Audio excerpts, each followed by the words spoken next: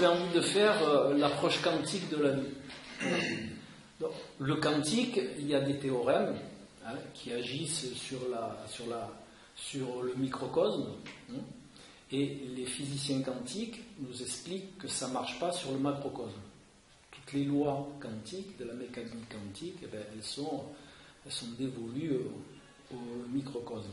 Mais après, quand on y regarde d'un peu plus près, déjà, nous sommes faits de microcosme.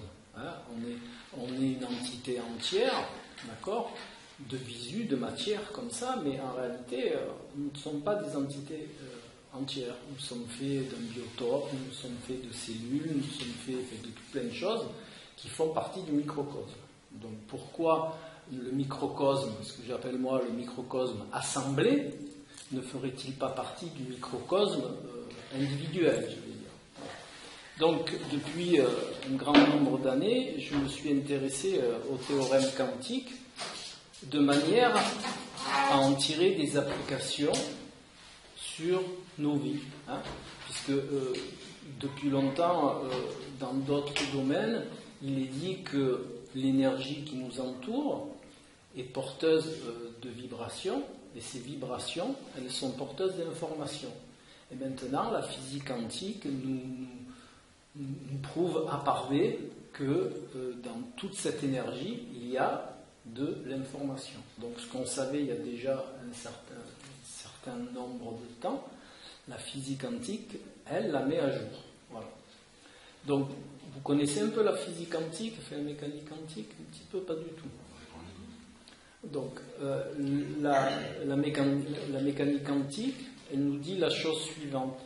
Elle a 3 points importants que l'on retrouve par rapport à notre vie. Il y a l'intrication, d'accord, le théorème d'intrication, c'est ni plus ni moins que tout est en contact, tout est relié. Voilà. Donc il vous explique que depuis le Big Bang, toutes les particules sont reliées, puisqu'au départ elles ont été en contact, d'accord. Donc depuis ça ce lien se perpétue. Ensuite il y a la non-localité, qui est le deuxième théorème, qui dit que l'on perçoit quelque chose que quand on le regarde. C'est bizarre que cela puisse paraître, on le porte dans la matière que quand on le voit. Voilà. Et ensuite, il y a ces champs informatifs, il y a toute cette information qui circule dans cette énergie. Alors, pour vous donner une image un petit peu plus concrète de ce phénomène, prenez un verre d'eau. D'accord ? Vous mettez une goutte de grenadine, par exemple, et vous allez voir que la grenadine, elle va au fur et à mesure colorer toute l'eau. D'accord ? Ça ne va pas rester un point en rouge, ça va colorer tout le verre d'eau, et le verre d'eau, il va être légèrement rougi. C'est exactement pareil pour l'information qu'il y a dans la matière qui nous entoure. On émet des informations, d'accord ? Et cette information, de la même manière que la goutte de grenadine dans l'eau qui s'étale et qui va rougir l'eau, toute l'information, elle est dans toute l'énergie qui nous entoure et elle va colorer cette énergie qui nous entoure de manière à faire des répercussions. Alors, il y a plusieurs manières de concevoir ces répercussions. D'abord, il y a nos pensées. Vous connaissez un peu les égrégores de forme de pensée ? Oui. Voilà. Donc, je vais l'expliquer pour tout le monde. Donc, un égrégore de forme pensée, c'est quoi ? C'est des pensées que nous émettons, d'accord, toute la journée, tout le monde. Elles se dissipent dans cette énergie dont je vous parlais. Alors, l'énergie, avant les physiciens appelaient ça l'énergie du vide, parce que pour eux c'était du vide. Et maintenant, la physique quantique a démontré qu'on ne nage pas dans le vide, mais on nage dans une mer d'énergie. D'accord ? Alors après, la matière est de l'énergie qui vibre à un niveau plus élevé, et fait de la matière solide. Mais au départ, tout n'est qu'énergie. Donc, pour en revenir aux égrégores, les égrégores, ce sont des pensées que l'on émet tout le temps. D'accord? Toute la journée, vous pensez, même à la limite trop. Maintenant, on sait qu'on pense trop, on émet 60 000 pensées par jour, c'est énorme. Et de ce fait, c'est pour ça que la méditation a pris de l'ampleur, la cohérence cardiaque a pris de l'ampleur, beaucoup de choses ont pris, beaucoup de ces domaines ont pris de l'ampleur parce qu'on est vraiment trop dans le mental, on pense vraiment beaucoup trop. Donc, toutes ces formes pensées, elles vont s'agglutiner par genre. Si par exemple vous émettez des pensées négatives, déjà, elles vont s'agglomérer à toutes les pensées négatives qui circulent dans votre périmètre. Voilà. Et c'est ce qu'on appelle des égrégores, parce qu'une forme pensée va attirer une autre forme pensée de la même nature, et ainsi de suite, et ça va faire un égrégore. Et en réalité, les gens vivent dans ces égrégores de formes pensées, comme s'ils avaient un casque sur la tête toute la journée. Et de là, ça renforce votre nature de pensée de la même nature. Vous comprenez ce que je peux dire? Je suis clair. Si je suis pas clair, vous faites signe. Voilà. Donc, vous allez nager dans cet égrégore de forme de pensée, et comme ça va amplifier le genre de pensée que vous avez émis, vous allez encore l'amplifier. Et l'égrégore s'amplifiant, ça va encore amplifier. Et c'est là où on en arrive à des situations mentales extrêmes. Vous avez déjà dû remarquer que autour de vous, souvent les gens disent en ce moment je ne suis pas très bien, je suis un peu dans le burn-out, et je rencontre que des gens qui sont dans le burn-out. D'accord? Voilà. Parce qu'en réalité, vous émettez des formes pensées qui vont faire des égrégores et qui vont attirer les gens qui vont avoir les mêmes pensées que vous. Voilà.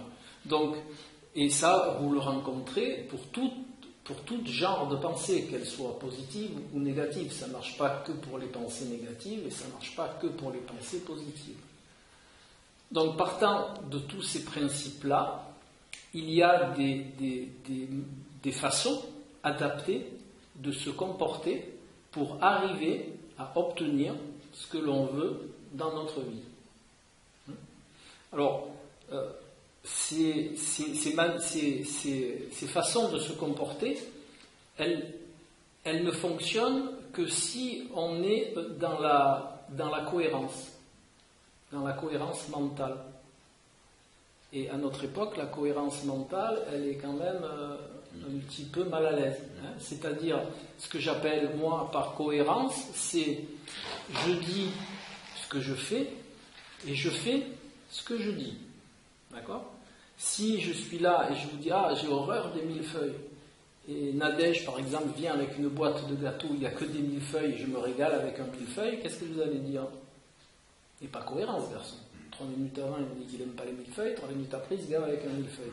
Donc, essayez de voir dans vos vies, déjà, si vous êtes cohérent. C'est la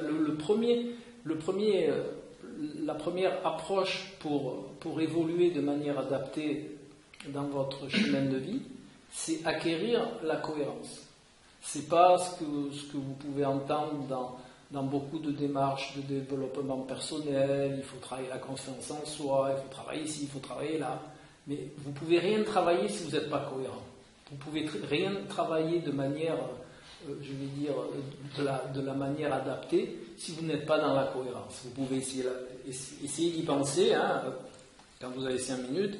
Essayez de penser si vous pouvez travailler la confiance en vous, si vous pouvez travailler la loi d'attraction, si vous pouvez travailler ce qu'on appelle maintenant la pensée positive, tout ça, si vous n'êtes pas cohérent à la base. C'est pas possible. D'accord? Ou vous allez le travailler, mais de manière inadaptée, et vous n'aurez aucun résultat. Après, je fais beaucoup le parallèle avec la loi d'attraction, parce que c'est vrai que ça a pris beaucoup d'essor, la loi d'attraction. Beaucoup de monde en ont parlé pendant un temps, c'est encore d'actualité, après le fameux livre et le film Le Secret. Alors, ce genre de démarche New Age, un petit peu, si je reste assis, je pense très fort et tout va m'arriver, vous pouvez essayer, ça ne fonctionne pas. D'accord ? S'il n'y a pas une interaction personnelle, une démarche, ce qu'on appelle, entre guillemets, un effort, hein, ou une vision adaptée des choses, avec des actes posés adaptés, il ne vous arrivera rien. Hein, d'accord ? Vous pouvez penser toute la journée sur votre canapé que tout, je sais pas, par exemple d'avoir une grande maison le mois prochain, d'avoir des pensées positives et tout ça, ça ne fonctionne pas. Si vous ne posez pas un acte, si vous ne vous levez pas du canapé, il ne va rien se passer. Hein. Voilà. Donc l'approche quantique, elle dit quoi ? L'approche quantique, elle dit que pour avoir quelque chose, il faut être actif. D'accord ? Donc, si vous voulez obtenir quelque chose, si vous voulez changer quelque chose dans votre vie, eh bien, il va falloir faire une action. Et ça ne vient pas tout seul. Alors, je vais vous donner un autre exemple que j'aime bien donner. C'est si tous les matins, vous vous levez du lit du même pied, en posant donc l'autre pied après, et vous faites le même circuit, que tous les jours, vous allez à la cuisine, prendre votre bol de café avec votre tartine, ben, il ne peut pas vous arriver autre chose que ça.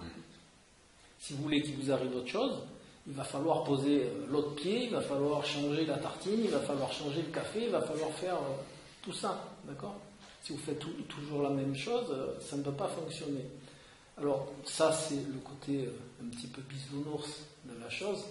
Maintenant, quand on veut en coaching, par exemple, ben, il faut savoir qu'on est tous des êtres uniques, hein, faits de manière unique, formaté de manière unique, même s'il y a un formatage général, sociétal, mais à la base, on est tous formatés par quoi ? De par son milieu familial, de par son éducation, de par ses expériences de vie, hein, et de par son rôle, sa place dans la société, et de par les relations socio-professionnelles que nous avons. Tout ça, ça forme votre être. Après, je rajouterai la lignée. Hein, alors la lignée, moi j'aime pas trop le terme la lignée. D'accord ? Moi je préfère la mémoire cellulaire. Comme je travaille aussi dans la mémoire cellulaire, je préfère le terme de mémoire cellulaire, c'est-à-dire c'est tout ce qui vous est transmis de vos parents et de votre descendance, de votre lignée généalogique. Parce qu'il est important de savoir aussi que dans chaque cellule de votre corps, vous avez un ADN. Cet ADN, eh bien, il est porteur de probabilités. Et ces probabilités, elles peuvent ce qu'on appelle, vraiment dans ce que vous entendrez souvent, c'est l'expression de vos gènes, va être possible par rapport à votre épigénétique. L'épigénétique, c'est ni plus ni moins que l'expression de vos gènes par rapport à un environnement dans lequel vous vivez. Alors que ce soit un environnement aussi bien mental que émotionnel que physique. C'est tous ces paramètres-là qui vont faire que votre épigénétique va allumer ou éteindre certains gènes dont vous êtes porteur. C'est quand même une grande approche. Donc là, je vous parle un peu d'épigénétique pour en revenir. Je vous peins un tableau pour que vous voyez bien les relations, les corrélations qu'il y a entre tout, parce qu'en réalité, tous ces domaines ne forment qu'un.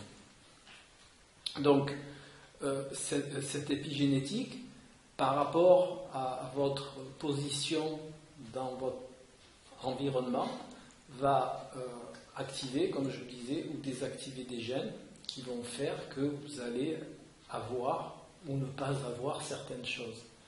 Donc, même si un jour, ce qui se fait déjà, si vous avez un peu de sous, c'est que vous faites faire votre génome et vous saurez à peu près les risques que vous avez pour la santé et tout ça. Et vous pourrez poser des actes pour que que ces probabilités ne se passent pas. Il y a une célèbre artiste, elle avait le gène de cancer du sein, elle s'est fait enlever les 2 seins de manière préventive. Je ne suis pas pour ça, parce que maintenant, grâce à l'épigénétique, je veux dire, on sait que, on ne sait pas sur quel gène agir, mais on sait qu'avec des comportements adaptés, on peut éviter l'activation de certains gènes. D'accord ? Donc ça, c'est très important parce que ça vous donne un pouvoir sur votre devenir. Alors, juste en quelques mots, comment fonctionne l'épigénétique ? L'épigénétique, on sait que par un processus chimique qui s'appelle la méthylation, ça va activer ou désactiver des gènes. Maintenant, on ne sait pas lesquels. À l'heure actuelle, là, maintenant, on ne sait pas méthyler plus ou moins un gène pour pas que tel ou tel gène soit activé. Mais par contre, il y a des comportements généraux qui permettent d'avoir une méthylation, je vais dire, de bonne qualité. Alors, ces comportements généraux, c'est quoi ? C'est très simple. Il y a ce qu'on appelle les piliers d'une vie adaptée. Alors, les piliers d'une vie adaptée, c'est quoi ? C'est déjà sur les facteurs sur lesquels on peut agir, nous, parce qu'il y en a malheureusement à notre époque, il y a des facteurs sur lesquels nous ne pouvons pas agir. Alors, sur les facteurs que l'on peut agir, il y a quoi ? Il y a la nutrition. Ça, c'est prouvé scientifiquement qu'il y a des méthodes d'alimentation qui favorisent une bonne méthylation. Il y a des aliments notamment qu'il est essentiel d'intégrer dans son alimentation pour que la méthylation se passe de bonne manière. La méthylation, c'est cet échange chimique. Si vous avez une mauvaise méthylation, c'est sûr qu'il y a des gènes qui ne devraient pas être activés, qui peuvent être activés. Donc il y a la nutrition, il y a les rapports sociaux-perso, c'est-à-dire la relation à l'autre, qui est aussi important, qui a été démontré qu'elle a un impact comme la nourriture sur notre épigénèse. Ensuite, il y a une chose sur laquelle on revient souvent, qui est peut-être un petit peu mal comprise, c'est l'activité. On sait à l'heure actuelle que l'inactivité est un des facteurs les plus ennuyeux pour notre évolution. Déjà pour l'épigénèse, mais en neurosciences pour le fonctionnement du cerveau, parce que le cerveau consomme énormément d'oxygène, et s'il n'y a pas d'activité physique, il y a un apport insuffisant en oxygène dans notre cerveau et dans nos cellules. Donc s'il n'y a pas assez d'oxygène dans nos cellules, le corps ne fonctionne pas comme il devrait, et les échanges chimiques ne se font pas comme ils devraient. Bon, après, le manque d'oxygène dans le cerveau, quand vous n'avez pas d'activité physique, il y a moins d'échanges sanguins, donc il y a moins d'oxygène, il y a moins de facultés cognitives, et il y a moins il y a une moins bonne échange d'informations dans le cerveau. Donc vous voyez, c'est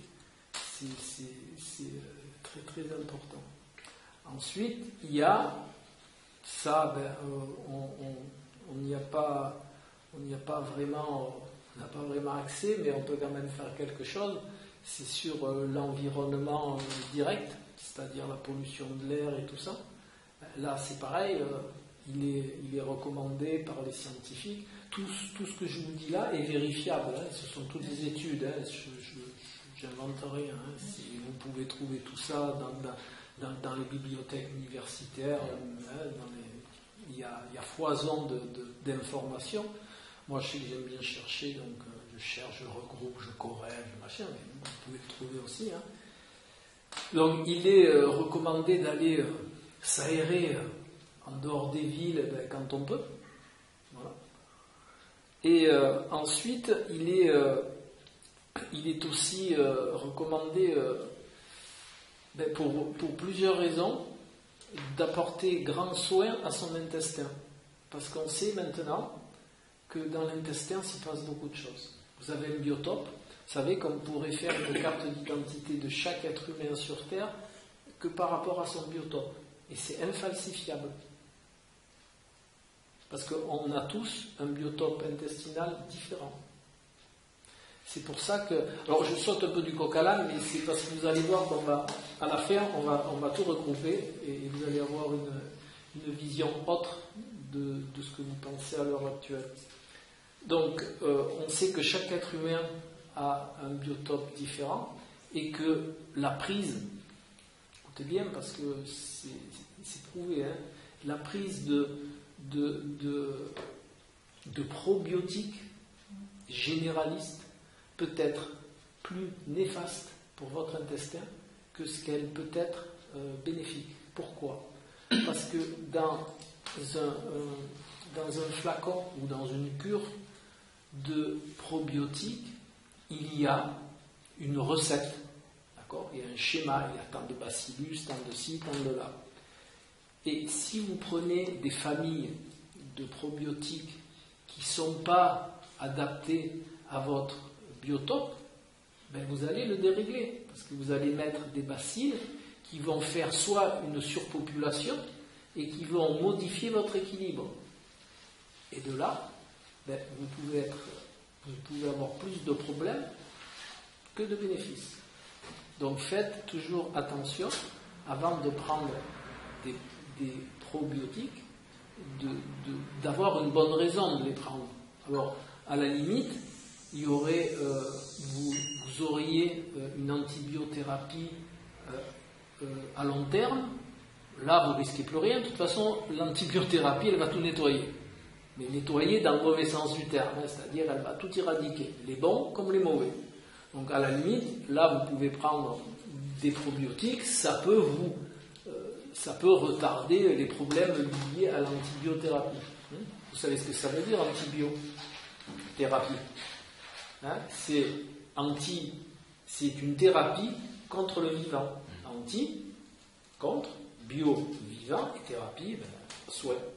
D'accord ? Donc c'est une thérapie contre le vivant.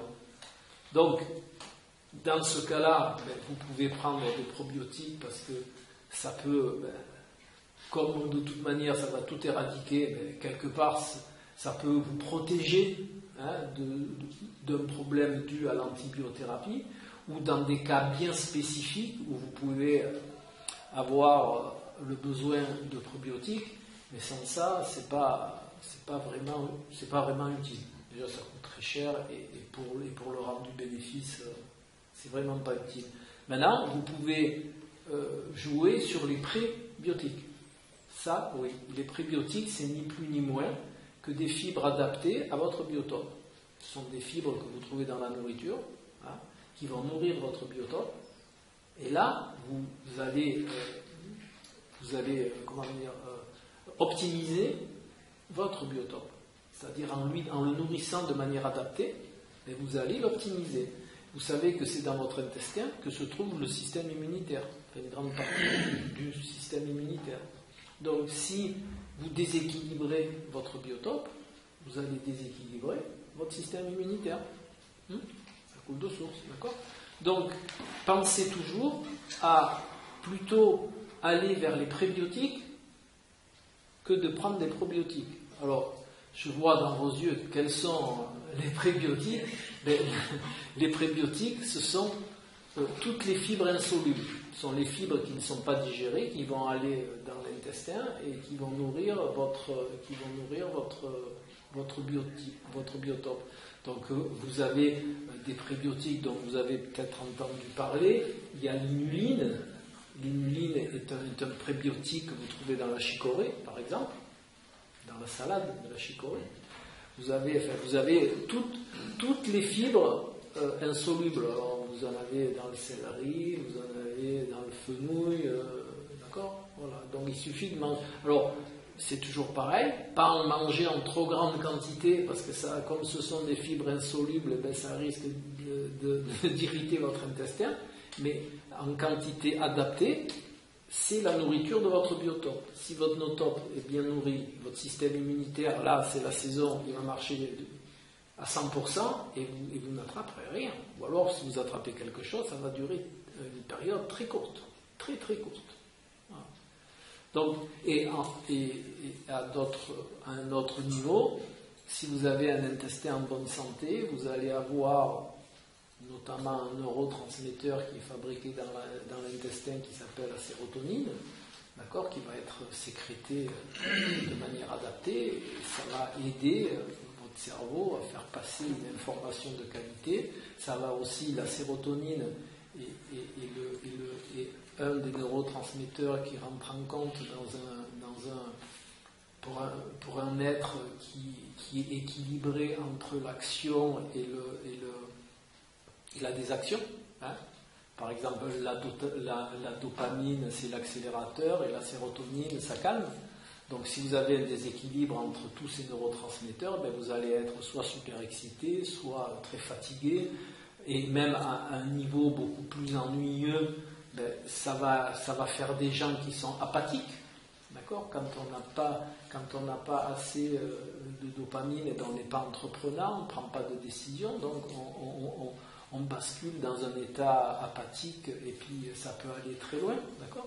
Bon, après, il y a d'autres neurotransmetteurs aussi, et tout ça pour vous dire que tout est relié, d'accord ? Si vous suivez bien le fil dans lequel je vous amène, ben, vous percevez que tout est relié. Tout ça pour en revenir au quantique, au théorème d'intrication qui dit que tout est lié. Ben, vous voyez que dans votre corps, déjà, qui est fait, comme je vous ai expliqué au départ, de beaucoup de populations qui sont autonomes et interdépendantes, mais en interaction entre elles, d'accord ? Et qui formaient le bel ensemble que vous êtes là. D'accord ? Donc, tout ça, c'est à l'image du quantique. Dans le quantique, on dit que dans la théorème d'intrication, tout est lié. Et bien, dans l'univers, donc, tout est lié, mais dans votre corps, tout est lié, et votre corps et l'univers est lié. Donc, tout ce que vous faites avec votre corps, avec vos pensées, avec vos actes, eh bien, c'est lié aussi bien de manière endogène, c'est-à-dire à l'intérieur de vous, que dans le phénomène exogène, c'est-à-dire à l'extérieur de vous. Et comme dans l'univers, ben, tout est lié, ben, vous êtes aussi lié. Et tout ce que vous faites est lié. Donc tout ce que vous posez va avoir une répercussion dans cet univers où tout est tout et tout est un. D'accord ? Donc, dans vos vies, je veux dire, dans vos démarches de vie, il est important de penser que tous les actes que vous allez poser vont, à un moment ou à un autre, vous revenir. Forcément, puisque ça va voyager dans l'énergie universelle, je veux dire, à un moment ou à un autre, et ça c'est prouvé, hein, à un moment ou à un autre, tout ce que vous faites va vous revenir en partie. Donc, tout ça pour essayer de vous imaginer que, alors c'est un exemple bateau, mais c'est pour bien vous faire comprendre, que chaque fois vous vous mettez en colère contre quelqu'un, chaque fois vous avez de mauvaises pensées pour quelqu'un, chaque fois vous posez un acte inadapté envers quelqu'un ou envers vous, hein, parce que ça aussi il y en a cohorte, eh bien vous allez amplifier ce qui va vous revenir de manière inadaptée. Et ça c'est très important d'en prendre conscience, parce que tout ce qui est fait dans ce sens-là, eh bien, va vous revenir. Et quand ça vous revient inadapté, eh bien, ça va renforcer vos égrégores de ce genre-là, et forcément ça va les amplifier, et plus ils ont amplifié comme vous vivez dedans, eh bien, plus ça va les réamplifier. Alors pour vous expliciter ce schéma, il y a eu des tests qui ont été faits. Par exemple, je vais vous citer le plus connu, vous le trouvez de partout, hein, donc c'est pas très difficile. Hein. C'est dans une prison aux États-Unis, ils ont mis un groupe de méditants. Tiens, ben, vous pourrez en parler à Philippe. Aux États-Unis, ils ont fait un test, un groupe de méditants. Donc ils ont fait méditer les gens dans la prison pendant X temps, et plus le temps de méditation avançait, et plus les actes de criminalité au sein de la prison baissaient, jusqu'à baisser de 60%. C'est énorme. Et ils ont fait pareil, je crois que c'est en Corée, où ils ont fait méditer des gens, et ça a réduit les actes de guerre.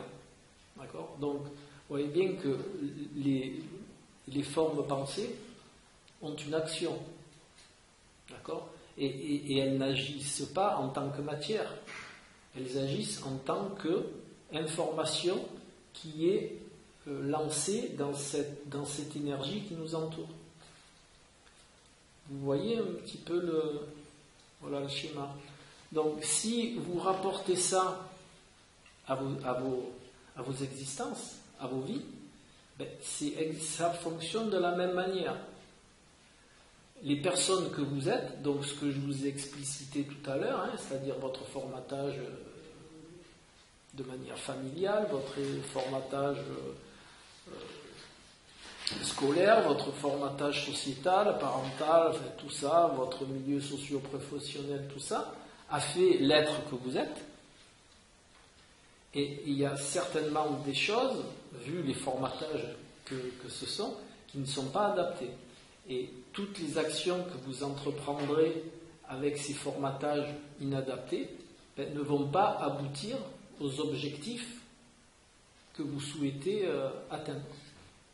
Donc il est important déjà dans un premier temps de vous déformater de toutes ces formations.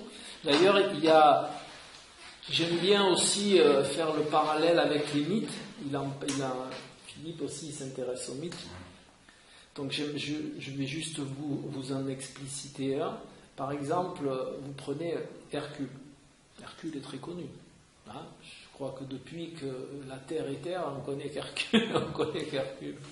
Mais bon. Alors Hercule, si vous connaissez un peu l'histoire le mythe d'Hercule, parce que c'est un mythe, Hercule, on dit qu'il a tué sa femme.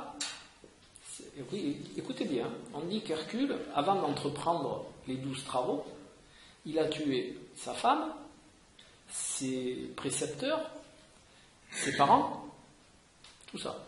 Ça vous fait penser à quoi ? Dans le mythe, à ce que je vous ai dit tout à l'heure, dans le déformatage. Si vous voulez avoir une vie en tant que vous-même, déjà, il faut se déformater, je vous ai dit, de votre éducation sociétale. Donc c'est l'école, tout ça. C'est pour ça qu'Hercule a tué ses précepteurs. Il a tué ses parents. Mais c'est une image. En réalité, il a tué personne, Hercule. Entendons-nous bien. Donc tout ça pour montrer aux gens qu'il faut se déformater.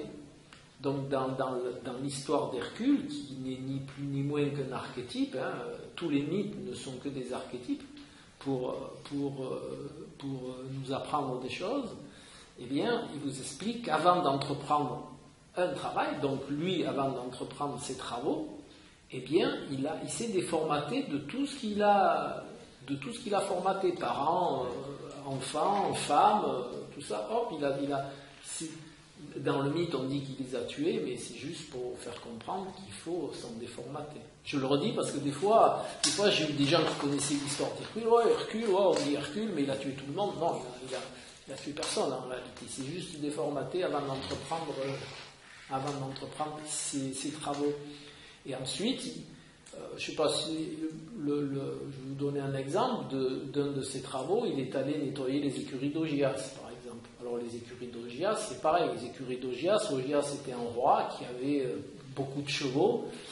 Il avait des écuries immenses qu'on n'arrivait pas à nettoyer, que personne n'arrivait à nettoyer. Donc il a fait appel à Hercule et il a dit Hercule, est-ce que tu peux me nettoyer les écuries parce que c'est pas possible tout ça.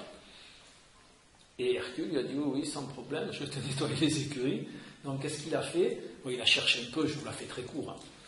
Et il a détourné un fleuve et le passage du fleuve a nettoyé les écuries. Et elles étaient nickel flambantes. Il a été récompensé de ce que lui avait promis Augias, tout ça. Donc, là aussi, c'est un archétype, c'est un symbole, ça veut dire quoi ? L'eau alors chacun a sa définition, mais vous trouverez à peu près toujours la même définition de l'eau, c'est par un apport spirituel, donc par un apport du haut mental, hein, qu'il a pu nettoyer la merde, donc les écuries. Donc quoi, c'est quoi? Vous trouverez ça de partout, dans les tarots, vous trouverez ça dans toutes les mythes. Ben, c'est tout ce qui est nettoyage de la matière. Hein, parce que les écuries, vous n'avez que de la matière dedans. Et par là, je vous fais encore un lien, je vais vous faire des liens tout le long. Les écuries, c'est noir, la merde des chevaux, enfin, le fumier, tout ça, vous en avez déjà vu, c'est noir. Et noir, c'est quoi? Ben, noir, c'est la matière première en alchimie. Si vous connaissez un peu l'alchimie, non, ben c'est pas grave. L'alchimie, quand on dit l'œuvre noire, eh ben c'est la matière dans son état la plus brute. Donc ça veut dire quoi? Ben, ça veut dire que par une démarche spirituelle, entre guillemets, on nettoie la matière. Donc par votre mental, pas le mental analytique, hein, pas votre préfrontal, mais ou moi j'aime bien appeler ça le haut mental, par un positionnement spirituel, ben, vous allez nettoyer votre matière, d'accord? Donc quelque part, ça revient à dire que vous allez spiritualiser votre matière, la matière dont vous êtes fait. Mais si vous suivez ce que je vous ai dit tout à l'heure, cet apport spirituel dans la matière, vous allez aussi le mettre comme information dans l'énergie qui vous entoure. Et vous allez vous entourer de gens qui vont être dans la même démarche et qui vont vous aider à évoluer petit à petit. Le phénomène quantique, ce qui est formidable, c'est cet apport d'informations dans la matière et surtout d'informations de même genre qui se regroupent. Donc déjà, si vous voulez vous déformater, ben, commencez à émettre des actes et des pensées de cette matière-là et vous allez vous retrouver entouré de gens qui sont, même s'ils sont différents de vous, qui vont être dans la même démarche. Et ça va faire des égrégores de pensée de ce genre-là qui vont vous aider à atteindre vos objectifs. Vous voyez un peu le schéma? De toute manière, si vous êtes là à cette heure-ci par ce froid-là, ben, c'est que quelque part vous êtes déjà dans cette façon de penser. Alors peut-être que vous ne le conscientisez pas vraiment, mais vous êtes dans ce cheminement. Donc, dans l'approche quantique, il y a aussi quelque chose qui est très important. C'est aussi une des choses essentielles. Qu'est-ce que vous dit la mécanique quantique? La mécanique quantique, elle vous explique, avec beaucoup d'amour, que nous vivons dans un monde de probabilités et que de par notre regard, nous matérialisons une de ces probabilités. Là aussi, je vous le fais très simple. Hein. C'est un petit peu plus complexe que ça, mais dans ce que je vais vous dire, l'essentiel y est. En réalité, quand on veut agir sur nos vies, après, on peut s'intéresser à plus de manière intellectuelle pour vraiment bien comprendre le fond des choses, mais pour agir sur vos vies, ben, c'est suffisant. C'est suffisant de savoir que vous êtes dans un univers. Alors, j'aime bien, pour reprendre le même exemple et pour reprendre les mêmes termes, pour que vous vous y retrouviez, pour ne pas avoir trop de termes différents, dans cette énergie qui nous entoure, donc on va garder cette image-là, hein, dans cette énergie qui nous entoure, il y a multiples probabilités pour chacun de nous. Alors, il y a certains physiciens quantiques qui disent que toutes ces probabilités, il y en a une de chaque dans des univers parallèles. Voilà.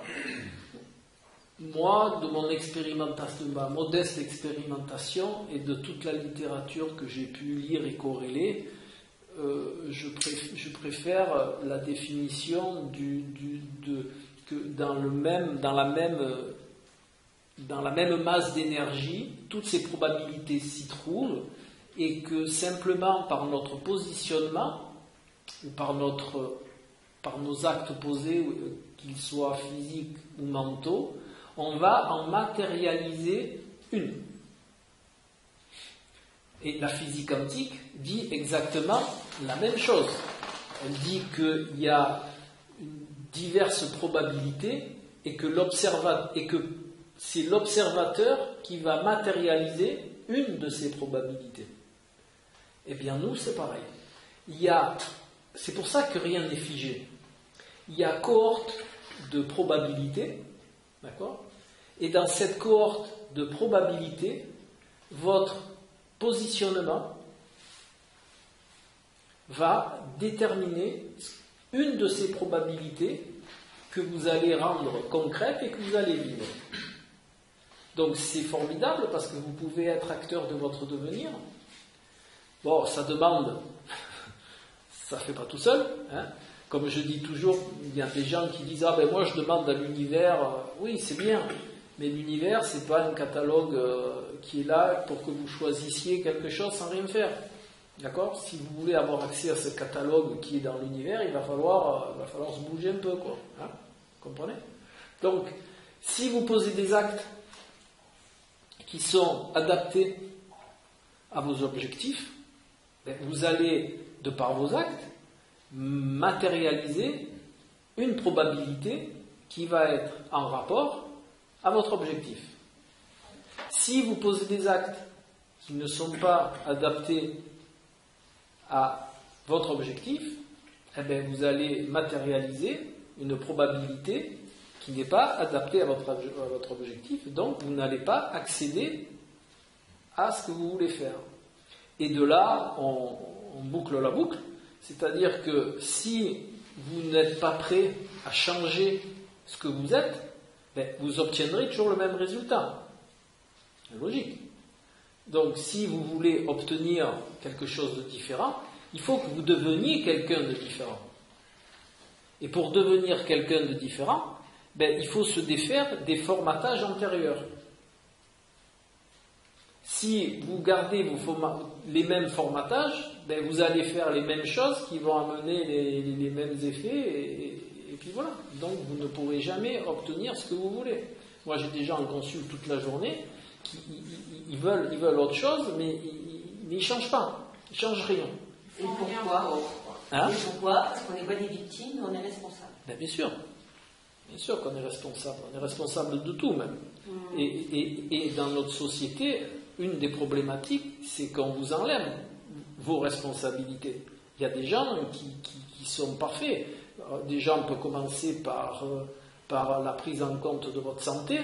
Ne vous inquiétez pas, si vous avez un problème, vous allez voir monsieur avec la blouse blanche, vous faites un cachet, puis ça va aller mieux. Et moi, je fais quoi là? Ben, surtout rien. Faites rien. Prenez le cachet, c'est déjà bien. Alors, si vous prenez le langage, gentiment, le langage des oiseaux, cacher, c'est cacher. Hein. Prenez un cachet, ça cache, mais ça revient, ça soigne rien, ça. D'accord? Donc, de cet apport de non-responsabilité, eh ben, vous engendrez une non-action. Et de cette non-action, ben, vous vous retrouvez toujours avec la même vie et toujours les mêmes effets. D'accord? Donc, la première chose à faire, c'est, entre guillemets, prendre conscience. Alors, je vais vous faire un schéma que j'aime bien, parce qu'il n'y a que ce cheminement-là qui, d'après mon expérimentation, et puis c'est toujours pareil, toutes les littératures et tous les gens qui se sont penchés sur toutes ces problématiques, il y en a eu. Il y a un schéma. Alors, j'espère que vous allez le retenir, parce qu'il est important. Il y a d'abord l'action. D'accord? L'action. Deuxième, donc l'action amène une expérimentation. Forcément. Une expérimentation amène quoi? Le changement de vos ressources. Et le changement de vos ressources, ça fait quoi? Ben, ça amène, je vous fais court aussi, un nouveau niveau de conscience. Et par votre nouveau niveau de conscience, ben, ça va amener d'autres actions. Et d'autres actions, ça va amener quoi? Ben, une autre expérimentation. Et notre expérimentation, qu'est-ce qu'elle va amener? De nouvelles ressources. D'accord? Et de ces nouvelles ressources, vous allez acquérir un nouveau niveau de conscience. Et de ce nouveau niveau de conscience, vous allez faire une autre action. Et hop, hop, hop, hop. Et comme ça, vous évoluez. Rappelez-vous-en bien, parce que ça fonctionne que comme ça, la vie. Et vous pouvez le tourner dans tous les sens. Moi, ça fait 30 ans que je le tourne dans tous les sens et j'ai pas encore trouvé autre chose.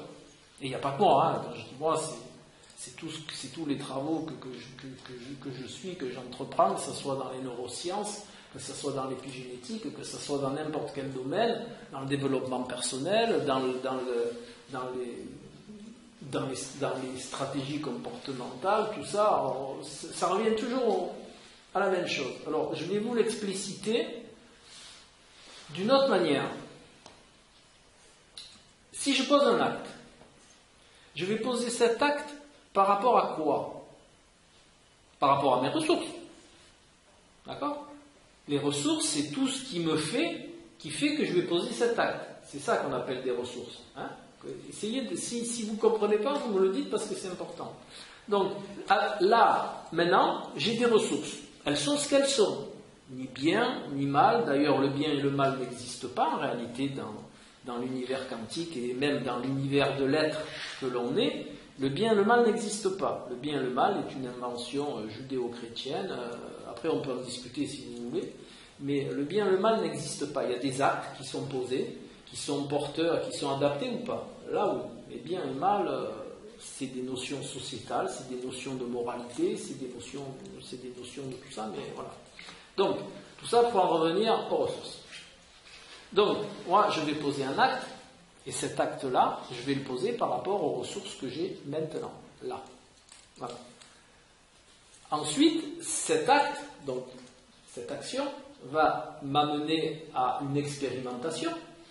Cette expérimentation, eh bien, je vais en tirer une quintessence de cette expérimentation. Donc ça va moduler mes ressources, dans un sens ou dans un autre. Elles vont être différentes.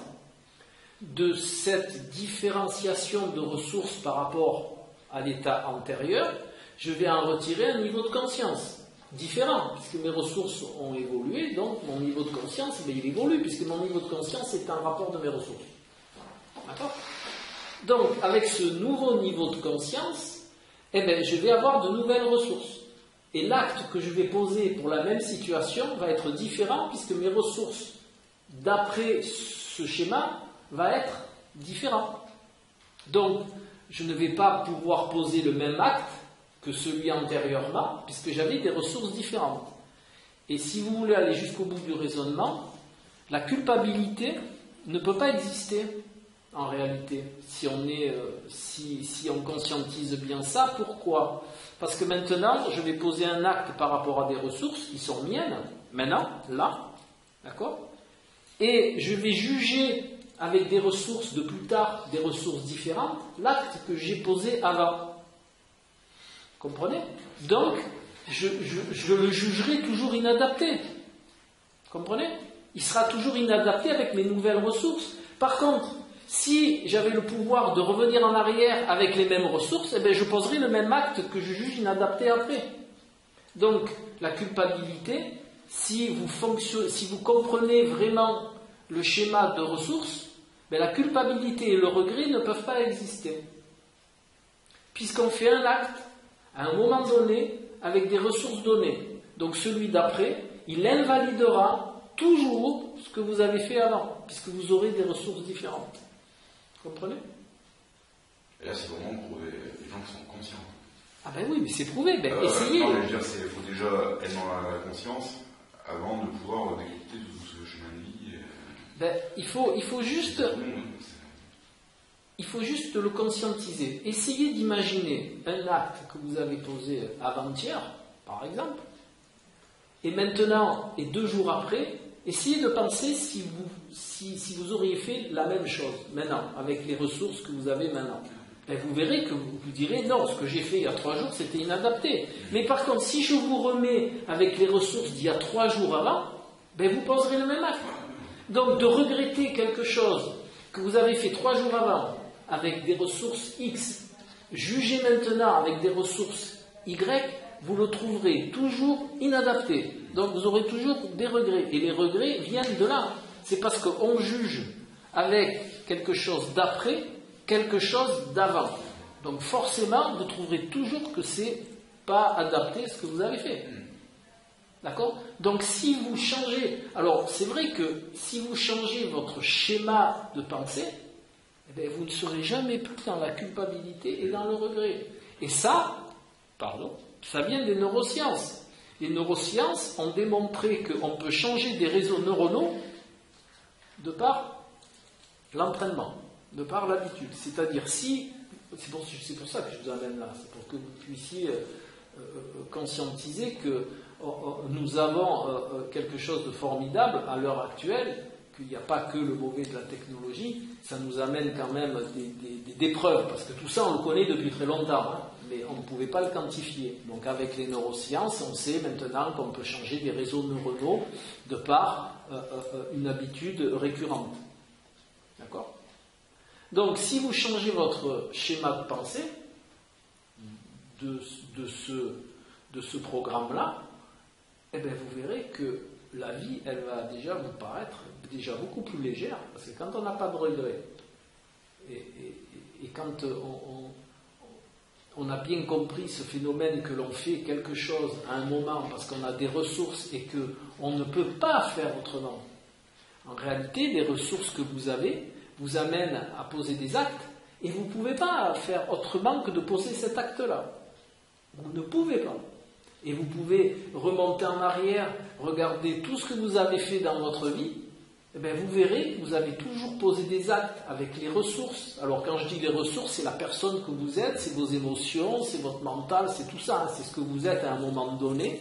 Mais vous posez un acte à un moment donné avec les ressources que vous avez, et vous ne pouvez pas faire autrement. Alors si 6 mois après vous vous dites « Ah ben putain, j'aurais pu faire ça, ben vous rentrez dans le regret, dans la culpabilité, mais elle est pas licite, puisque vous n'êtes pas la même personne qu'il y a 6 mois en avant. D'accord ? C'est clair ? Voilà. Donc, essayez de changer vos réseaux neuronaux dans ce sens-là. De toute façon, tout ce que vous faites est intrinsèque à qui vous êtes, voilà, et qu'il est inutile, c'est une perte d'énergie, une perte de temps, de balancer des regrets en se disant « Ah, ben, si j'avais su... » Alors, le pire, c'est la vie au conditionnel. Ça fait des amalgames dans votre cerveau, ça vous le remplit de rien. D'accord ? Parce que le si, vous ne l'avez pas vécu. Par contre, vous savez très bien, et les neurosciences l'ont démontré aussi, que le cerveau ne fait pas la différence entre ce que vous vivez et ce que vous imaginez vivre. Vous le savez, ça. En gros. Donc, toutes les fois où vous vous dites « et si », vous faites des références dans votre cerveau qui sont fausses. Donc, le jour où vous avez une décision à prendre, vous allez prendre des décisions avec des références qui sont fausses. Et forcément, qu'est-ce qui va arriver ? Voilà.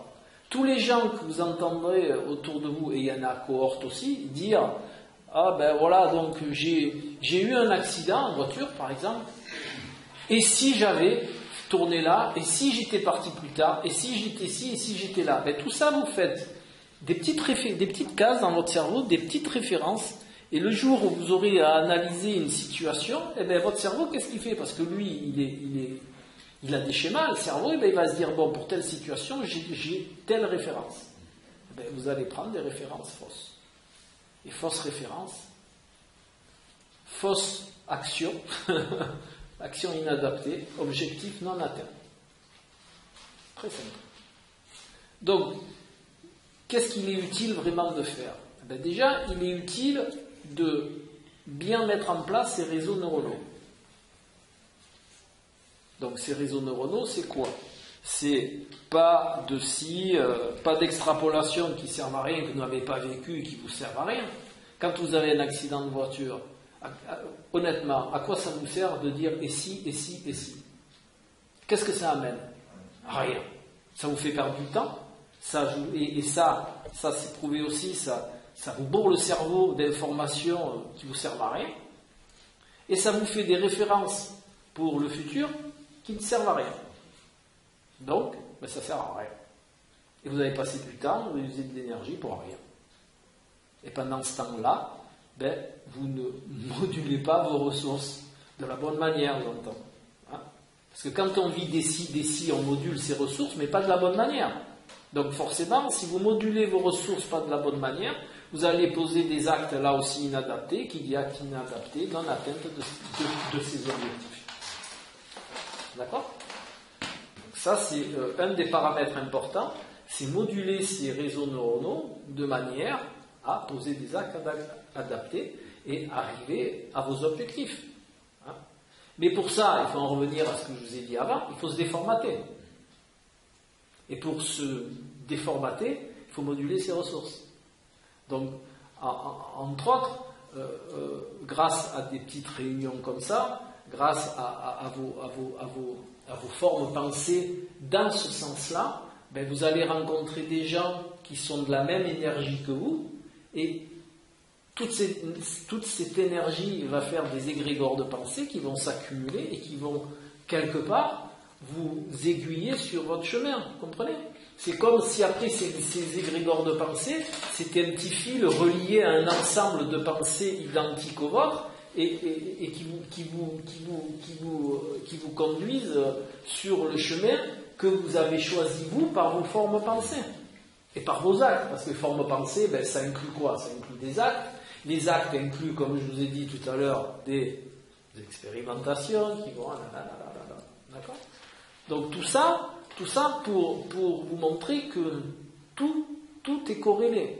Alors tout à l'heure, pour vous faire, parce que moi j'aime bien faire des retours et des boucles, comme ça vous voyez que vraiment tout se tient. Donc ce que je vous ai dit tout à l'heure sur l'intestin que l'on nomme deuxième cerveau, mais ça on s'en fout parce qu'en réalité c'est pas un deuxième cerveau, c'est un cerveau différent de celui d'en haut. Voilà, il n'y a pas premier et deuxième, c'est deux cerveaux différents, mais qui sont complémentaires. Donc si vous ne prenez pas soin de vos intestins, mais votre cerveau d'en haut, il ne va pas bien fonctionner. Et si vous ne prenez pas soin de votre cerveau d'en haut, le cerveau d'en bas ne va pas bien fonctionner non plus. Parce qu'ils sont en interrelation, en interdépendance, hein, de par le nerf vague et tout ce système nerveux gastro-entérique et tout ça. D'accord? Donc, c'est pour ça que je vous dis, tout est corrélé. Aussi bien l'énergie dans laquelle vous vivez, aussi bien que toutes les parties qui vous forment. Parce que, est-ce que vous conscientisez vraiment que vous n'êtes pas des êtres monoblocs? Est-ce que vous le... Alors, je ne dis pas comme disent certains qui sont certainement beaucoup plus éveillés ou qui ont une vision des choses, qui sentent leurs cellules, d'accord, qui ont un ressenti de leurs cellules, un ressenti de beaucoup de choses qui les font, d'accord? Moi, je vous dis simplement de vraiment conscientiser que vous êtes des populations qui vivaient en bonne harmonie, et que quand l'harmonie est rompue, alors je préfère au mot harmonie, moi comme je pratique le décodage verbal, je le trouve pas très adapté, hein, parce que harmonie, ben il y a arme dedans. Et arme, c'est l'entretien par quelque chose qui n'est pas fait d'amour. Harmonie, voilà. Alors, c'est sûr que si vous prenez le Larousse, on va vous dire que la définition, elle est justement harmonieuse, mais moi je ne le conscientise pas comme ça, donc j'emploie le terme équilibre, parce que c'est vraiment ça. Notre corps est un équilibre de multipopulations, que si on le déséquilibre, ça engendre des soucis. Et si vous faites le parallèle, on est un équilibre subtil qui vivons dans un autre équilibre subtil qui est notre environnement. D'accord? Si par exemple vous enlevez le soleil, par X manœuvre que je ne connais pas, on va s'éteindre. Pourquoi? Parce qu'on aura rompu l'équilibre de notre univers. Mais même sans enlever le soleil, vous enlevez la lune, c'est pareil. D'accord? On s'éteint. Donc vous voyez bien que nous sommes des équilibres qui vivons dans des équilibres, et ces équilibres vivent dans des plus grands équilibres. Donc si vous préférez, nous sommes, un être qui vivant dans un équilibre, et à l'intérieur de nous, nous avons d'autres... alors il y a ça dépend comment on le conscientise, mais on va simplement pas aller trop loin, mais on va dire on a des populations qui vivent à l'intérieur de nous. Donc quelles sont ces populations? Cellules, neurones, bactéries, virus, tout ça, ça vit à l'intérieur de nous. Et on est en bonne santé tant qu'on maintient un équilibre satisfaisant. Qu'on nourrit tout le monde de manière adaptée. Si vous ne nourrissez pas votre biotope de manière adaptée, vous allez avoir tous les problèmes dont je vous ai fait part tout à l'heure. Mais si vous ne nourrissez pas vos muscles de manière inadaptée, vous allez avoir d'autres problèmes. Si vous ne nourrissez pas vos cellules de manière adaptée, vous allez avoir d'autres problèmes. D'accord? Donc si vous ne donnez pas à toutes ces populations qui vous forment ce qu'il faut pour qu'elles soient en état d'équilibre, vous allez vers une problématique. Voilà. Donc il est très important de donner à manger à tout le monde, que ce soit du manger spirituel, que ce soit du manger matière, hein, ou même à la limite, si on veut vraiment expliciter, que ce soit du manger mental, mais il faut donner tout ce qu'il faut à tout le monde. Vous voyez bien que dans l'univers, tant qu'il y a tout ce qu'il faut, ça tient debout.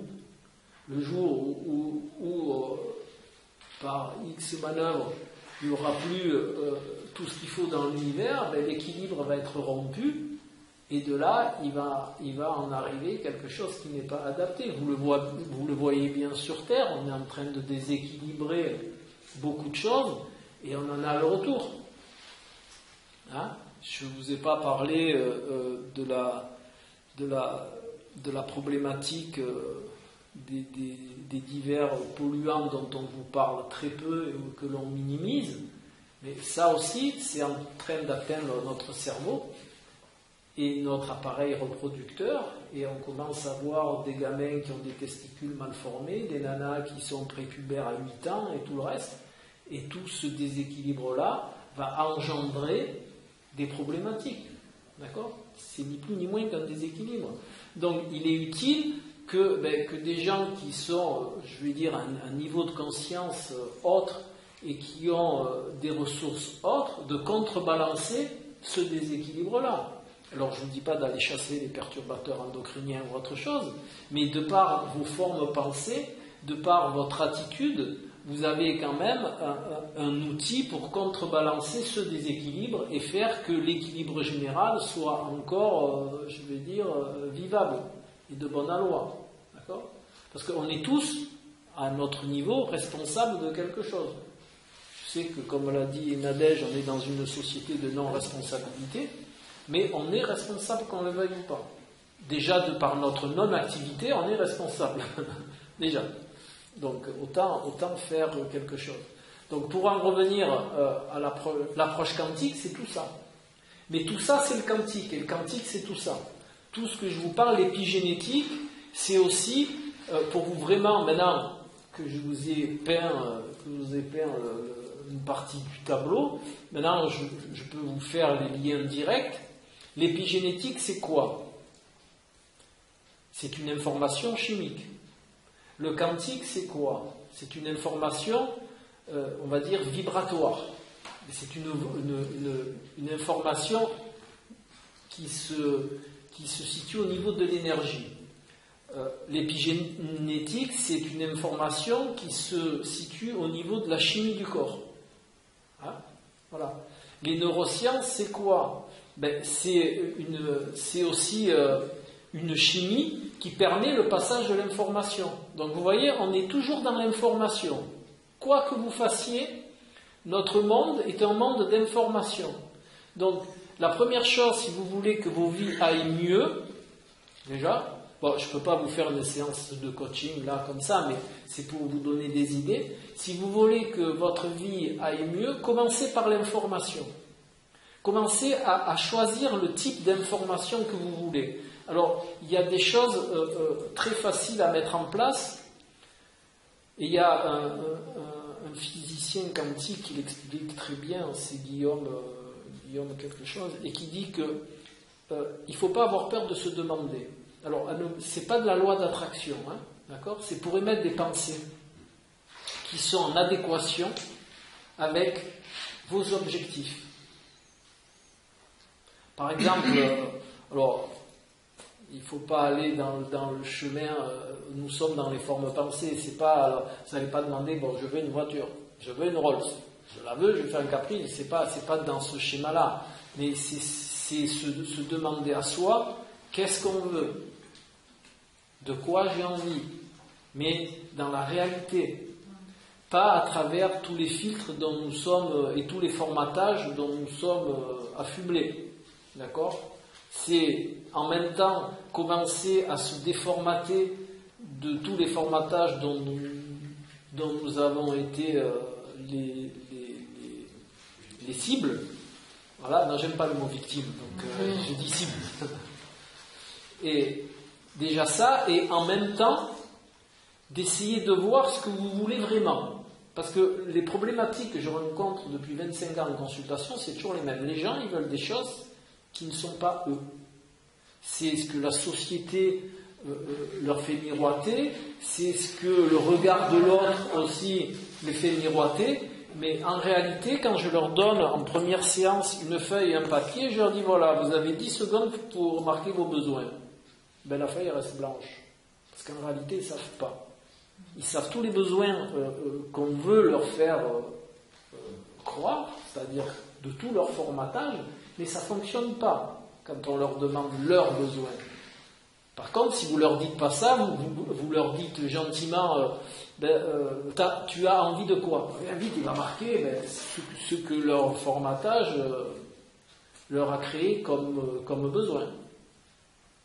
D'accord? Et ensuite, il y a une chose qui est aussi importante, parce que c'est notre carburant, c'est de faire attention à votre alimentation. Voilà. Mais pas sur le plan macro, c'est-à-dire pas glucides, protéines, lipides. C'est sur le plan micro-nutriments. Hein. C'est tout ce dont votre corps a besoin pour justement avoir un équilibre. Parce que si vous n'avez pas un équilibre dans la matière, vous ne pouvez pas avoir un équilibre dans le mental. C'est impossible. Parce que c'est tellement imbriqué un dans l'autre que vous pouvez le tourner dans tous les sens et vous pouvez regarder, chercher dans toutes les littératures, vous ne trouverez jamais quelqu'un qui est centré, ce que j'appelle moi centré, c'est pas le même centrage que dans la méditation, vous ne trouverez jamais quelqu'un qui pose des actes adaptés qui mange n'importe quoi. C'est pas possible. Pourquoi? Parce que le corps n'a pas ce qu'il lui faut réellement pour fonctionner de manière adaptée, donc il n'y a pas d'acte adapté à poser. D'accord? Ou alors ça va durer sur un laps de temps très court. Hein? Voilà. Si après vous vous intéressez à ces choses-là, vous pouvez regarder tous les êtres éveillés, en gros ceux qu'on connaît, hein, la manière dont ils se nourrissaient. D'accord? Ils se nourrissaient d'une certaine manière que vous retrouvez, que vous pouvez corréler à tous. Déjà très frugal, parce que le corps humain, et ça c'est aussi médicalement prouvé, le corps humain n'est pas capable de gérer l'excès. Par contre, il gère très bien le manque. Alors quand on dit le manque, je ne dis pas de vous mettre en manque de tout, mais c'est justement de rester dans une idée de frugalité, de manger juste ce dont on a besoin. Après, ça n'exclut pas d'aller se baffrer un jour parce qu'il y a un anniversaire, parce que vous êtes invité. Je ne rentre pas dans ce schéma-là d'exclusion de tout et de vie monacale, de vie d'exclusion. Je dis juste que dans votre quotidien et dans la majeure partie du temps, il est utile de se nourrir convenablement pour avoir un équilibre déjà de la matière qui est satisfaisant, pour que votre cerveau ait ce qu'il faut pour fonctionner et tout le reste, en rajoutant un petit peu d'eau et d'activité physique. Je ne parle pas de sport, hein. Eau et activité physique. Voilà. Déjà, quand vous avez ça, votre corps, il a ce qu'il faut pour être en bon équilibre, et de là, votre mental, il va avoir aussi ce qu'il faut. Quand on sait que, par exemple, le cerveau est très sensible à une certaine catégorie de sucre et très menacé par une autre catégorie de sucre, si vous devez bien vous rendre à l'évidence que si vous n'avez pas les bons sucres dans le cerveau, il ne peut pas fonctionner comme il faut. Vous allez être irascible, fatigué, sommeil, vous allez être incapable de poser de l'attention et tout le reste. Vous savez, des fois, je suis un petit peu pique et rentre dedans. Donc, des fois, je dis aux gens, voilà, c'est très simple. Messieurs, dames, vous méditez. Ah oui, je médite. Ah ouais, je médite au moins une demi-heure par jour, je médite. Voilà. Et puis après, ils discutent entre eux. Ouais, ce soir, je vais me faire un entrecôte frites, machin. Hier, j'ai mangé. Pas possible. Vous ne pouvez pas méditer de manière adaptée en vous baffrant de choses qui sont inadaptées justement à ce genre de démarche. D'accord ? C'est ce qu'on appelle la spiritualité matière. Méditer parce que c'est dans l'air du temps, parce que si, parce que là, mais vous n'avez jamais vu un moine bouddhiste aller s'enquiller des entrecôtes. Hein. Je suis désolé, mais ça n'existe pas. Hein. Alors, occasionnellement, je ne dis pas non, vous pouvez faire un barbecue, des frites, tout ce que vous voulez, c'est pas le problème. Mais vous ne voyez pas des gens qui sont dans la méditation adaptée manger n'importe quoi. D'accord ? Hein ? Ou alors, des fois, dans mon autre casquette, j'accompagne des gens faire leurs courses, par exemple. Et je dis, mais avant de prendre, lisez les étiquettes, prenez pas comme ça. Ouais, je dis, voilà, ça c'est ça, ça fait ça, ça fait ça, ça fait ça. Des fois, les choses, elles s'équilibrent tout simplement par la prise de conscience. Voilà. Quand vous expliquez aux gens ce que fait le sucre dans le corps, ben, croyez-moi, une grande partie des gens, c'est pas qu'ils toucheront plus le sucre, mais ils vont le voir d'une autre manière, ils vont faire leurs courses de manière différente. Donc on revient à quoi ? On revient au schéma de tout à l'heure. Action, expérimentation, modulation des ressources, nouveau niveau de conscience. Et ça, vous pouvez le tourner dans tous les sens, vous pouvez y passer toute la nuit et des années, ça fonctionne que comme ça. Voilà. Donc, dans vos vies, si vous voulez que les choses changent, gardez toujours ce schéma à la tête. Je pose une action, donc je fais quelque chose de nouveau. Je tire ça, je module et je recommence. Et là, vous allez évoluer. Cela n'exclut pas la pause inadaptée, mais par la pause inadaptée, j'apprends de mes erreurs. Donc si j'apprends de mes erreurs, la fois d'après, je ne ferai pas la même. D'accord ? Donc voilà. Et tout ça, c'est une approche corrélée à toutes les diverses sciences qu'il y a à l'heure actuelle, et notamment le quantique. Le quantique, gardez-le toujours en mémoire, il y a toutes les probabilités existent. Celle que je vais concrétiser, c'est celle qui est en rapport de mes ressources et de mon niveau de conscience. Donc si je change mon niveau de conscience, je peux changer la probabilité que j'ai créée. Donc quand vous êtes dans la mouise, excusez l'expression, mais c'est la mienne. Quand vous êtes dans la mouise, pensez toujours que vous pouvez toujours créer une autre probabilité de par votre changement de ressources. D'accord ? Voilà. Donc si vous avez des questions, j'y réponds parce que ça m'a... Avez-vous des questions, monsieur là ?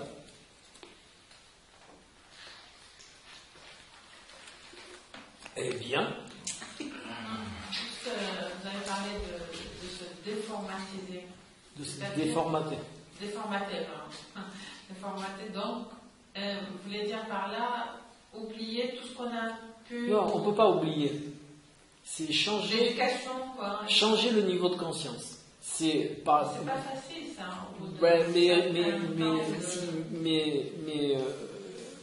La facilité n'amène rien.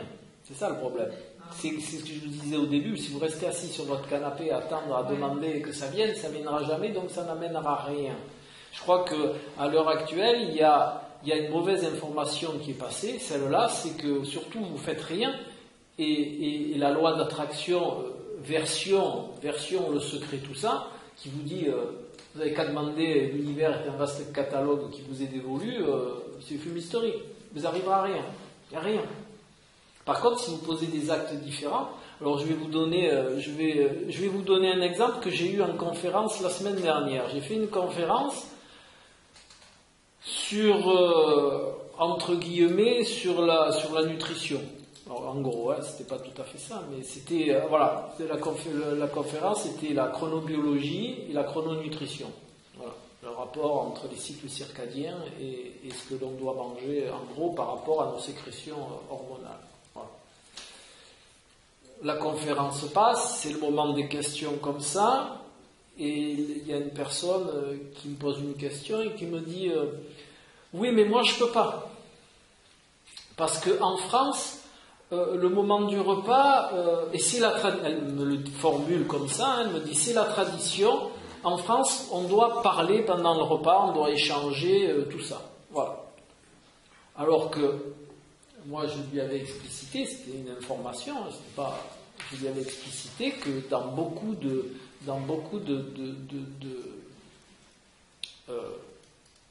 d'études et dans beaucoup de médecine traditionnelle comme l'Ayurveda, tout ça, eh bien, on préconisait de manger dans le silence.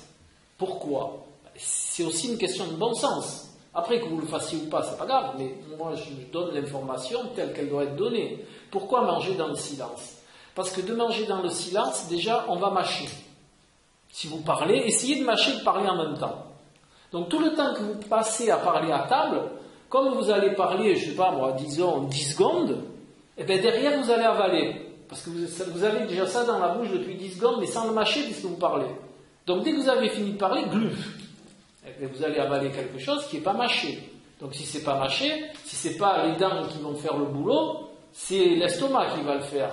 Et ensuite votre intestin il va être comme ça parce qu'il va avoir des gros morceaux.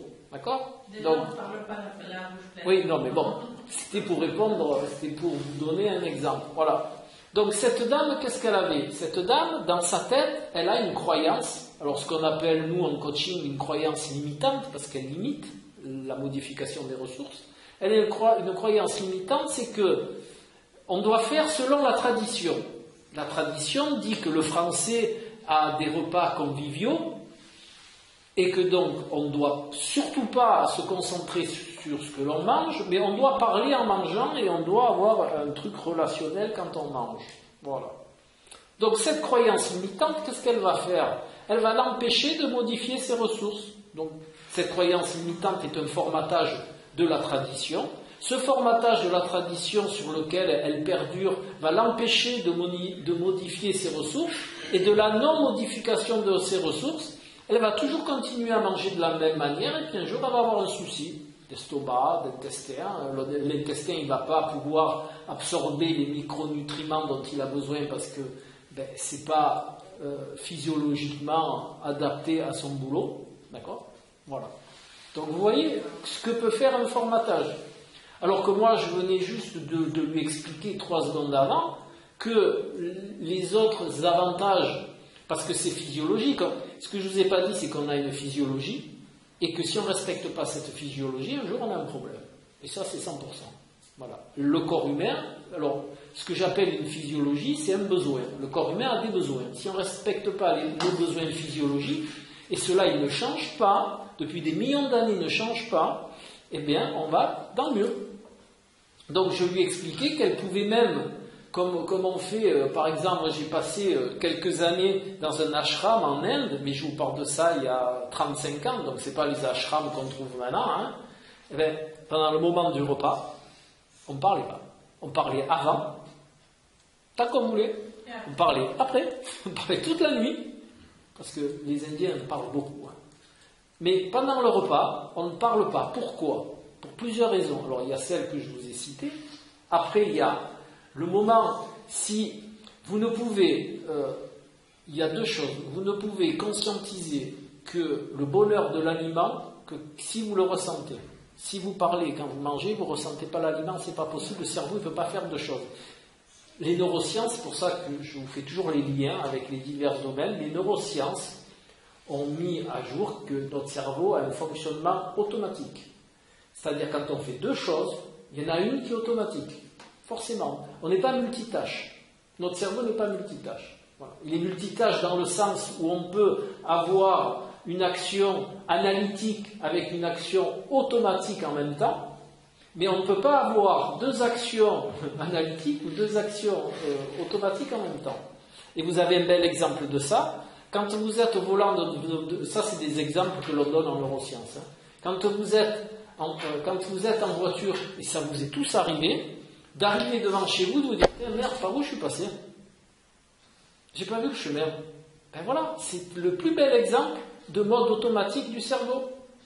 Parce que dans votre voiture, vous avez pensé à votre journée, vous avez pensé que vous avez rendez-vous une belle nana ou un beau monsieur, comment vous allez vous habiller, vous avez pensé à 10 000 choses, et vous êtes arrivé devant chez vous.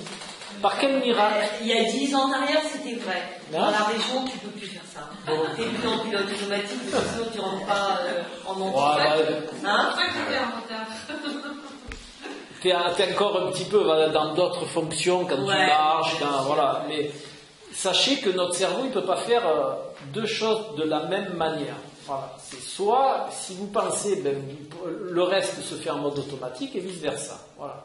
Donc, ce que j'expliquais à cette dame, c'était que, en réalité, le silence, elle a perçu selon sa croyance, d'accord? Donc, sa croyance limitante. Mais le silence, il n'est pas fait pour empêcher la communication. C'est une autre sorte de communication par le goût. D'accord? Vous communiquez avec ce que vous mettez dans votre corps. Et alors, peut-être vous n'êtes pas tourné dans ce sens-là, mais en Ayurveda, par exemple, ou même en médecine chinoise, il est important de conscientiser l'élément que vous mangez. Parce qu'un élément, il ne vous nourrit pas uniquement de par ses apports énergétiques. D'accord? On sait maintenant, et par les IRF, que si vous mangez un aliment qui ne vous convient pas, il y a certaines parties du cerveau qui vont s'allumer parce que ça va déclencher des émotions en vous qui ne vont pas être adaptées. D'accord? Et toute émotion non adaptée va entraîner une expérimentation. Et on revient toujours à la même chose. D'accord? Donc c'est pour ça qu'il est... Non, mais elle demandait par rapport au conditionnement, que c'était pas facile. Formaté, c'est-à-dire, moi j'ai compris par là l'éducation qu'on a reçue, oui, et que moi je n'accepte pas. Je suis contre ce qu'on m'a impliqué quand même. Et c'est pas évident de, sortir de ce nœud, quoi. Et ils comprennent pas que vous m'avez pas élevé, attention, mais ils m'ont appris des choses qui ne sont pas adaptées à ma personnalité. Oui. Et hors de question, vous n'arrivez pas à sortir de là.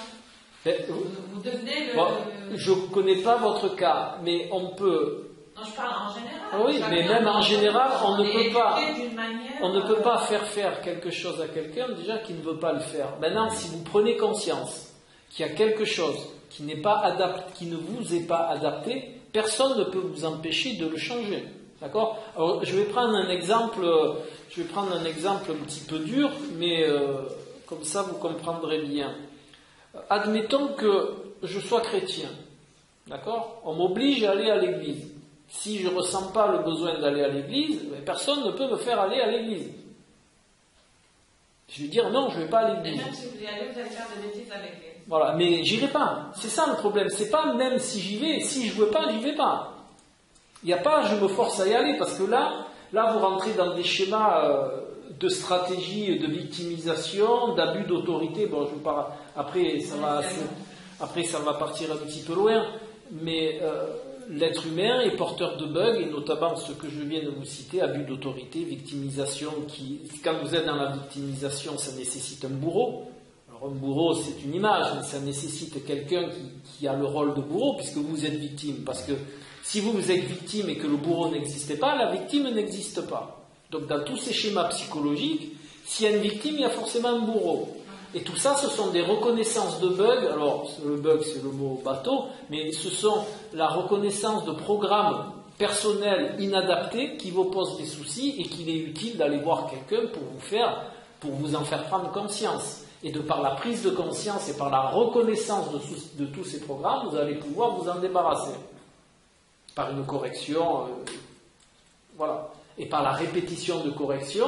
Pourquoi la répétition de correction? Parce que la répétition de correction engendre des réseaux neuronaux différents qui vont engendrer des ressources différentes et qui vont vous permettre d'être dans un autre schéma psychologique.